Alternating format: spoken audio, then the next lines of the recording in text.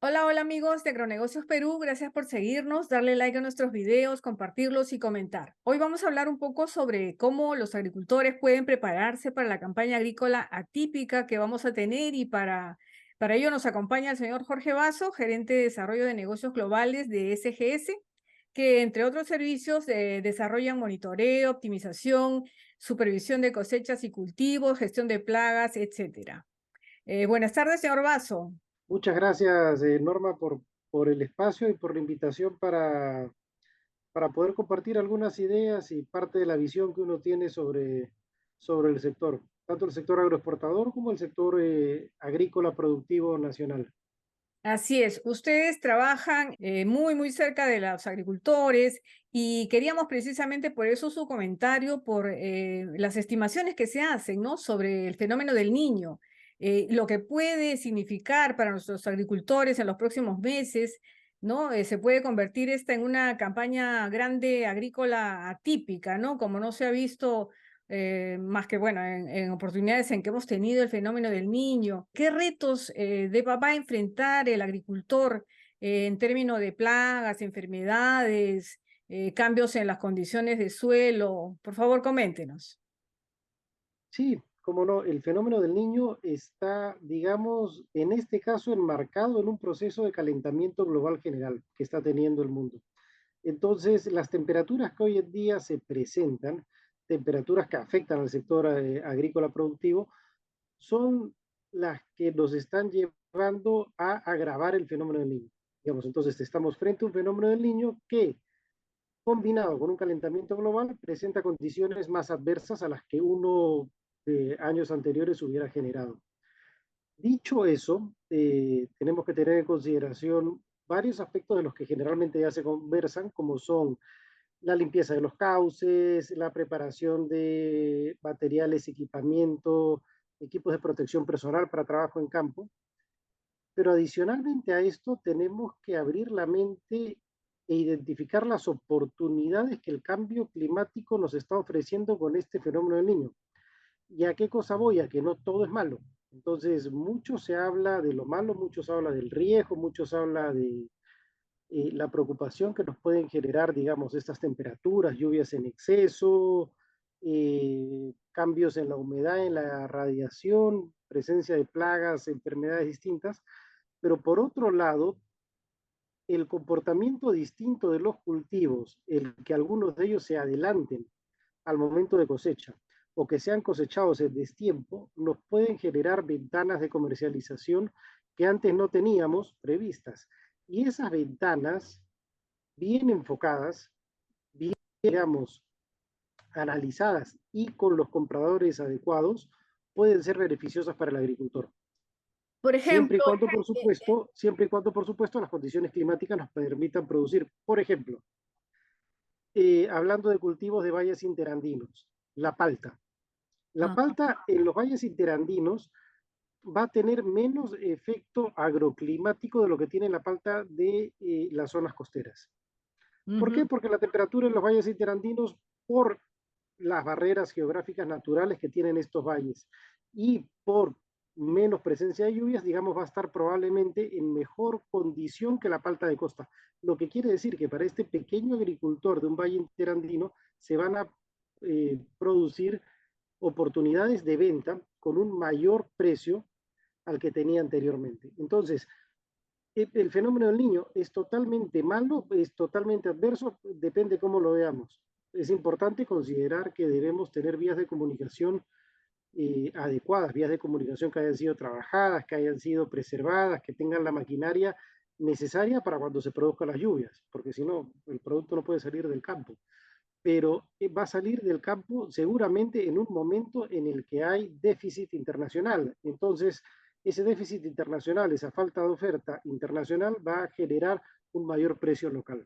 Ese es un ejemplo, digamos, concreto en el caso de palta y que afecta positivamente la cadena productiva de los pequeños agricultores. Y lo que tenemos que estar nosotros es listos para ver cuál ventana es la que en ese momento nos conviene a nosotros. Nosotros tenemos generalmente, hablando de agroexportación, la ventana del mercado asiático, la ventana del mercado europeo y americano. Pero la ventana del mercado latinoamericano no es una ventana que tengamos, digamos, tan presente.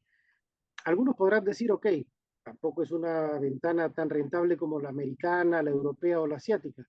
Entonces vayamos a una ventana totalmente distinta, la de la península arábica. Es una ventana altamente rentable y que no solemos tener en la mira. Entonces, tenemos que ver si es que esas ventanas que no solemos tener en la mira son ventanas que hoy en día se van a adecuar a los momentos de cosecha de nuestros productos. Claro. Y también hay que tener en cuenta que de todas maneras en algunos productos va a haber escasez y la escasez produce elevación de precios, ¿no es cierto? En cierta forma resulta también conveniente, ¿no? Ver que los precios se están mejorando en algunos productos, no solamente por la escasez del producto nacional, sino también de otras plazas, de otros mercados, ¿no? Correcto, la variación en la temperatura sumada a eh, consideraciones geopolíticas como puede ser la guerra en Ucrania o como pueden ser problemas de abastecimiento de la zona del Mar Negro, Rusia está, específicamente, y esto implica granos, nos puede generar un desabastecimiento o un mayor precio de lo que consumimos localmente. Entonces, ¿qué cosa tenemos que tener en consideración ahí? Digamos, ¿cuáles mercados productivos que tenemos cercanos y que podrían reemplazar en parte, no totalmente, pero y eso ayuda y reduce el incremento del costo, son los mercados argentinos y el mercado específicamente brasilero. La cosecha en Brasil de la soya y la cosecha en Brasil del maíz, igual que en Argentina el próximo año con condiciones ambientales favorables, va a generar producciones distintas a años anteriores, distintas hacia arriba, distintas incrementales y por lo tanto que al final van a tener un menor efecto en precio hacia el Perú. Entonces, si nosotros usualmente comprábamos de Ucrania, Rusia, digamos, este sector asiático, los granos, hoy en día una alternativa podría ser, con el efecto de temperatura y lluvias favorables en Argentina y Brasil, próximo año, no el próximo año, eh, derivar las compras hacia estos países. ¿Por qué? Porque la cercanía, digamos, es clarísima, el flete es menor y por tanto el efecto en el precio va a ser menos grave que el que tendría un producto viniendo de Europa afectado por temas lamentables como son la guerra. Claro, una especie de plan B, ¿no es cierto? Exacto, siempre en agricultura hay que tener un plan B, porque la agricultura, a diferencia de otros, digamos, segmentos económicos o negocios, está controlada por factores que nosotros no manejamos. Una maquinaria, yo decido cuánto combustible le pongo, cuánta energía, cuánta materia prima y cuál producto final obtengo. En la agricultura yo puedo trabajar con ciertos límites con el clima, pero yo no lo controlo.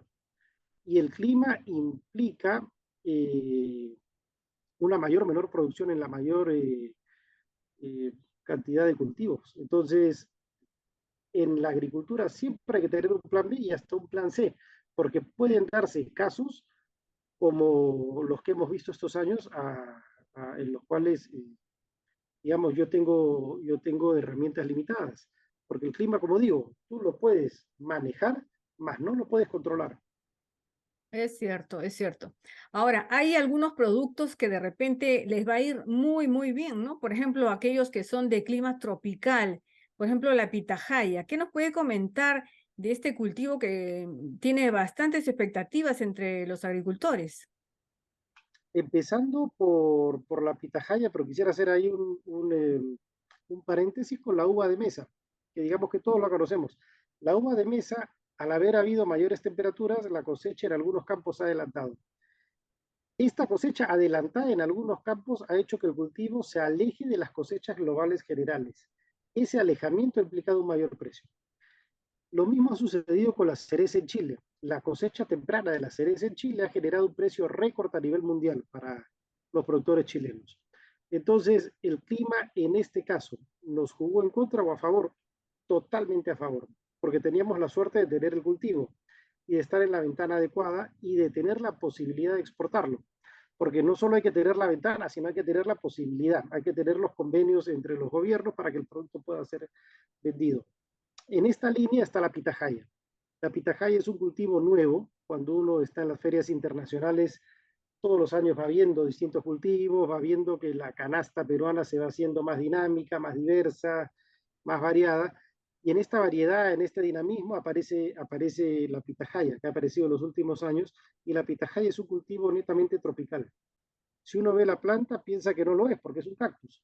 Sin embargo, es netamente tropical y con las condiciones actuales de temperatura elevada es una buena alternativa. Al igual que otros cultivos que podrían no ser cultivos tropicales, pero que tienen patrones o, digamos, portainjertos que se adaptan a temperaturas tropicales. Con el arándano sucedió que se ha reducido los volúmenes, ¿no? Creo que en cantidades como cerca del 50%, ¿no? Esto, por supuesto, también está un poco, tiene que ver con las variedades, ¿no? Porque hay resistentes al calor, hay resistentes a este cambio climático, pero hay otras que no florean, no fructifican cuando se espera. Claro, ahí depende en esta parte de la tolerancia y la resistencia de las plantas, ¿no? Hay plantas que resisten, hay plantas que toleran y hay plantas que ni resisten ni toleran. Entonces, digamos, hablando del arándano específicamente, han habido plantas más resistentes o más tolerantes y han habido plantas que lo han hecho en menor medida. En el caso del mango peruano, el mango peruano ha producido 30% o menos de lo que usualmente produce. Pero esto ya no es por un tema de la variedad, sino es más por un tema de la propia genética de la planta. En el caso del mango, y para dar un caso específico, puntual, concreto, el mango necesita un diferencial térmico hacia abajo. Si la temperatura promedio es 25 grados, el mango para producir flores debe tener un diferencial de 3 grados hacia abajo. La planta debe estar alrededor de 22 grados Las en horas los frío. meses de junio. Por ejemplo, Ujú. es un ejemplo, digamos. Los grados pueden ser más o menos, alguno puede diferir con lo que yo digo. Pero ¿qué ha pasado? En vez de ir de 25 a 21 o 22, ha ido de 25 a 27 o 28. Entonces, lo que la planta genéticamente requiere para activar la floración no se ha dado. Lo que se ha activado más bien con ese incremento es la generación de vegetación, de follaje. Oye, Entonces no ha habido flores, la producción de flores ha sido mínima. Entonces, siguiendo la línea de la pregunta, efectivamente, el arándano se ha afectado un poco, el mango se ha afectado muchísimo, la uva se ha beneficiado, las cerezas, no en nuestro caso peruano, en el caso chileno, se han beneficiado. Entonces ahí tenemos que tener, y eso es importante también, como empresas, eh, la canasta distribuida en variedades que se van a adaptar o no a condiciones climáticas adversas. Entonces, en algunos años ganaré con alguna, en otros años ganaré con otra. así es. Ahora, otro tema es el de las plagas y enfermedades. ¿Qué se puede hacer ahí para prever? En las plagas y las enfermedades es importante monitorear constantemente lo que se está dando en campo. Si se están dando plagas nuevas, recetas antiguas. Y si se están dando constantemente enfermedades y plagas antiguas, recetas nuevas. Eso básicamente, ¿por qué? Porque las plagas y las enfermedades están totalmente relacionadas al comportamiento climático. Las plagas y las enfermedades van a evolucionar en función de la temperatura, la humedad y la radiación, las condiciones climáticas. El cambio de las condiciones climáticas van a hacer que aparezcan plagas nuevas o que plagas antiguas que podían haber desaparecido vuelvan a presentarse. Entonces, tengo que saber qué cosa se hizo antes o qué cosa no se hizo para tenerlo dentro de la cartilla, digamos, de probables alternativas. ¿Planes de nutrición pueden ser considerados como una medida que debe tomarse con bastante anticipación en todo caso ante esta amenaza de plagas y enfermedades? Para los planes de nutrición es importante tomar muestras de suelo, de hoja, de raíz y sobre todo de fruto, hablando de frutales. Si fueran cultivos que no son frutales, hoja, raíz y suelo. ¿Por qué? Porque ante condiciones climáticas distintas, la planta va a tener un comportamiento nutricional totalmente distinto. A mayor temperatura, mayor consumo de energía. Por lo tanto, mayor consumo de nutrientes. ¿Cuánto más va a consumir la planta? Tengo que saberlo. Para saberlo, no hay otra forma que hacer análisis. Entonces, los análisis nutricionales son claves para poder saber en qué nivel me encuentro y dadas ciertas temperaturas o condiciones climáticas, en qué nivel debería estar. Si es que estoy en exceso, paro la fertilización. Si es que estoy en deficiencia, incremento la fertilización. Eso solo lo voy a poder saber si he analizado. Claro, o sea, hay que estar permanentemente haciendo análisis y monitoreo del clima, ¿no es cierto? Antes y durante, digamos, el tiempo que dure el fenómeno. Correcto, antes y durante el tiempo que dura el fenómeno de una manera más regular. El análisis de suelos y el análisis de hojas, el agricultor lo hace generalmente una vez al año. En condiciones como las actuales se recomienda que se haga por estado fenológico del cultivo. Estado fenológico, ¿qué cosa quiere decir? Brotamiento, cuando la planta empieza a brotar, floración, cuajado del fruto, crecimiento del fruto, pre cosecha, cosecha y post cosecha. No cometer errores también, ¿no? Porque estos fenómenos no son todos los años, pero es recurrente, ¿no? Y ya tenemos que estar aprendiendo y estar preparados. Un error, por ejemplo, usual podría ser el fertilizar en exceso con estas condiciones. ¿Qué sucede si yo fertilizo en exceso? Si yo tengo más temperatura, la tengo en un fenómeno del niño, tengo más humedad, tengo mayor concentración de agua en el suelo y tengo más fertilizante, la planta se va a ir en follaje, como decimos los agricultores, se va a ir en verde, se va a ir en hojas, crece y como una planta ornamental sería espectacular, pero Claro. para agricultura Ah, claro. y para fines alimenticios no hablamos de plantas ornamentales, necesitamos frutos. Entonces, un error usual, y es importante este comentario, Ujú. que lo haya puesto sobre la mesa, es fertilizar en exceso. Hay que tener muchísimo cuidado con el manejo de fertilizantes, específicamente con estas condiciones, porque ya tenemos dos componentes que hacen que la planta crezca muchísimo, la temperatura y la humedad. Esos dos ya están. El tercero que puede agravar el tema podrían ser los fertilizantes. Entonces, son buenos, son Ujú. necesarios, son indispensables, pero en una cantidad adecuada, Moderado. Ujú. Claro. moderada.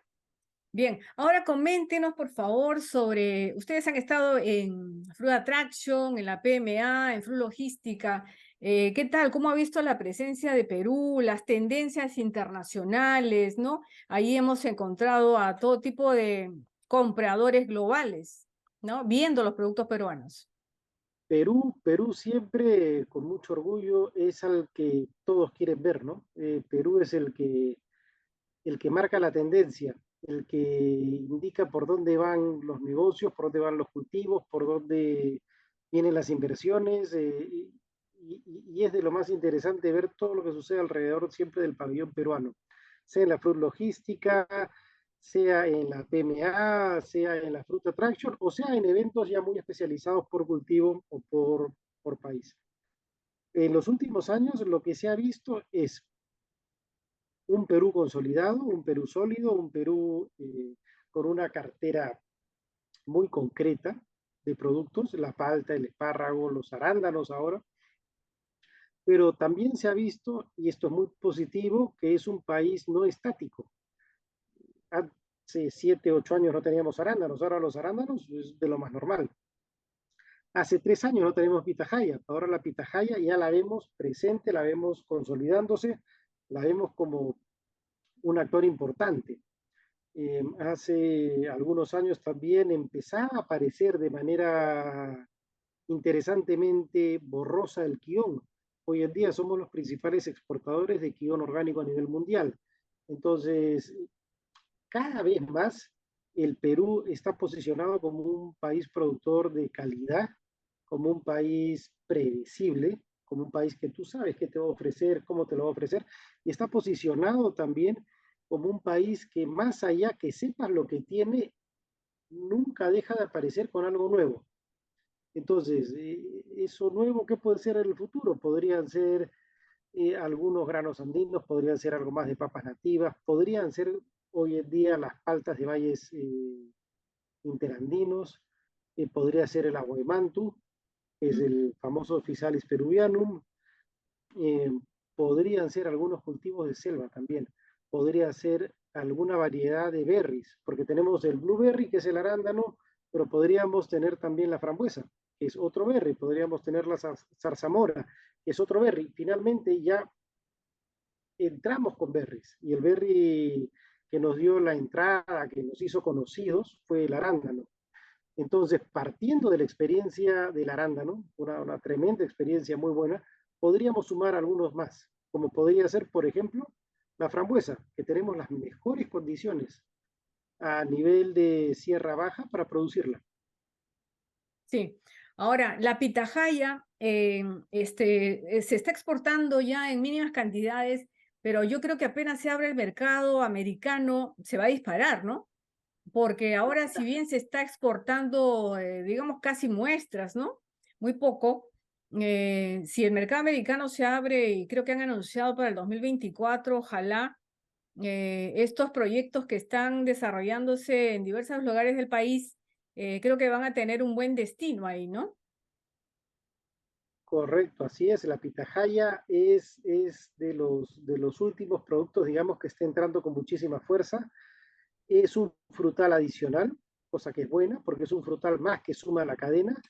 Va para un segmento nicho muy importante, muy de avanzada, que es la gente que busca alimentos altamente nutritivos, y va hacia mercados a donde la demanda todavía no es cubierta. Como bien ha dicho, el mercado americano, el mercado europeo, algo más el mercado asiático. Todavía no hay tanta producción en el país y por lo tanto todavía no hay tanta exportación. Eso también se debe a que hoy en día el Perú tiene un abanico bastante amplio. Hace algunos años el abanico era muy reducido, al comienzo de los 90 era espárrago nada más, Sí. espárragos, cítricos y palta, y después espárragos, cítricos, palta y uva, y conforme fueron pasando los años se fueron sumando más. Ahora la pitahaya es uno más de este abanico, entonces el crecimiento de la pitahaya no es lo acelerado que hubiera sido años atrás, justamente porque el abanico ya está cubierto por otros cultivos. Sin embargo, la condición tropical de la pitahaya, que la favorece las temperaturas altas, el manejo agronómico del cultivo, que ya es conocido, el hecho de que el Perú sea un país conocido, de que los exportadores sean conocidos, y no solo conocidos, reconocidos, y que sean exportadores predecibles, confiables, eh, hacen que el proceso de ingreso de la pitahaya al mercado sea mucho más rápido. Sí, a mí también me parece eso.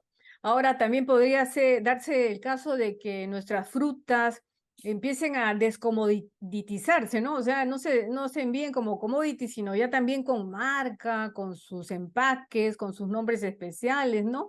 ¿Qué le parece esto? Me parece importantísimo. Vuelvo al ejemplo tan simple de la palta de los valles interandinos. ¿Quién puede producir palta en un valle interandino, ayacuchano, huancabelicano, marequipeño o moquegua? Nadie tiene las condiciones. No tenemos competidor, no hay competidor para esas condiciones geográficas. Entonces, si bien es cierto, podemos mantener la gran exportación de palta de la costa peruana para un mercado grande e importante, podemos también apuntar a un mercado nicho con condiciones específicas de calidad, de tamaño, de color, el caso de la Claro. palta, grasa y materia seca, que sola y únicamente nos las van a dar estas condiciones geográficas. Ahí hay una Pero para eso hay que, oportunidad para el pequeño productor. correcto, pero para eso hay que marketearlo y hay que venderlo como algo propio, típico, con valor agregado específico, hasta con denominación de origen. Ujú. Y eso va para el pequeño agricultor. El gran agricultor también puede asociarse con el pequeño. El Claro. gran agricultor tiene la cadena, tiene el mercado, tiene la experiencia, el pequeño agricultor tiene la condición geográfica y la condición agronómica que el gran exportador no tiene. O sea, digamos, ahí hay un ganar-ganar. Pero ese es un ejemplo puntual de la palta. Y así como ese, también podemos tener a los grandes exportadores de la costa peruana con arándanos empezando a producir fresas o frambuesas en sierra peruana. Y esa fresa y esa frambuesa, primero que nos va a separar del resto de países de la región, porque vamos a producir a una altura que el resto no puede, porque no la tiene. No tenemos otro país de la región que tenga altura como la nuestra para producir esas. Probablemente un poquito Ecuador y Colombia, pero con ciertas limitaciones. Y después vamos a ampliar la cadena de abastecimiento de berries, saliendo del berry general, del blueberry, del arándano, y sumando esta frambuesa y esta alternativa de fresa, ¿no? Entonces, pero eso, siguiendo la pregunta y el comentario de hace un momento, podría sumarse al hecho de que si tiene denominación de origen por las características específicas de donde ha sido producido, tiene un mucho mejor precio y un mucho mejor reconocimiento del mercado. Claro, eso le da un plus y mejores precios. Exacto, y al final es un negocio y tiene que ser más rentable para el exportador y para el agricultor. Tienen que ganar todos. Exactamente. Bien, muy interesante la conversación con el señor Jorge Basso, gerente de desarrollo de negocios globales de SGS, y lo estaremos invitando para una próxima oportunidad y seguir conversando de estos temas tan interesantes. Muchas gracias. Muchas gracias.